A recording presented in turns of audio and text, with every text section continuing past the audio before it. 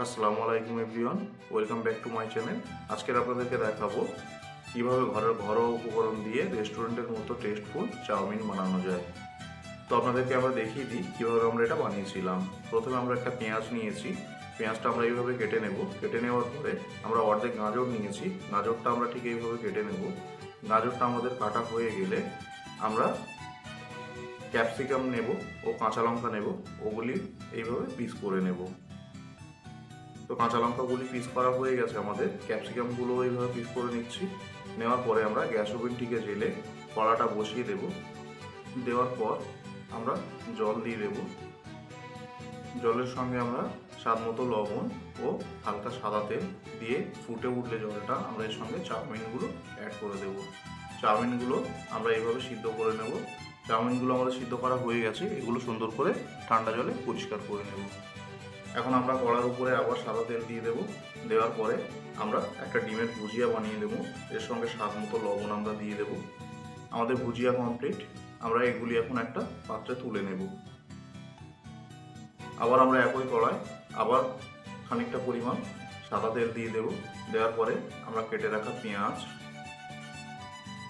গাজর, ক্যাপসিকাম ও কাঁচা লঙ্কা এগুলি সব দিয়ে আমরা কিছুক্ষণ রান্না করে নেব। রান্না করার পর আমরা এর সঙ্গে অ্যাড করে দেব আমাদের সিদ্ধ করে রাখা চাউমিনগুলো আমরা এখন সুন্দরভাবে এর সঙ্গে মাখিয়ে নিয়ে আরও কিছুক্ষণ রান্না করে নেব। রান্না করে নেওয়ার পরে আমরা এর সঙ্গে সয়া সস অ্যাড করে দিলাম। দেওয়ার পরে সয়া সসটা আমরা সুন্দরভাবে চাউমিনগুলোর সঙ্গে মাখিয়ে নেব ও কিছুক্ষণ রান্না করে নেব। রান্না করে নেওয়ার পরে আমরা এর সঙ্গে অ্যাড করে দেব টমেটো সস। দেওয়ার পরে আমরা এর সঙ্গে চাউমিন মশলা অ্যাড করে দিলাম। দেওয়ার পরে আমরা এটাকে সুন্দরভাবে এইভাবে রান্না করে নেব। এখন আমরা আমাদের ডিমের ভুজিয়াগুলি এর সঙ্গে অ্যাড করে দেব। দেওয়ার পরে আমরা এটাকে আরও কিছুক্ষণ রান্না করে নেব। আমাদের চাউমিন রেডি হয়ে গেছে। তো দেখতেই পাচ্ছেন কত সুন্দর একটা ঝরঝরে ভাব চলে এসেছে। সম্পূর্ণ ঘরোয়া উপকরণ দিয়ে তৈরি, রেস্টুরেন্টের মতো টেস্ট পাবেন। একবার হলেও বাড়িতে ট্রাই করবেন।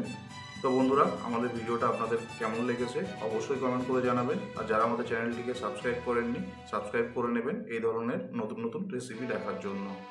তো আমাদের আজকের ভিডিও এই পর্যন্ত। দেখা হবে আবার পরের ভিডিওতে।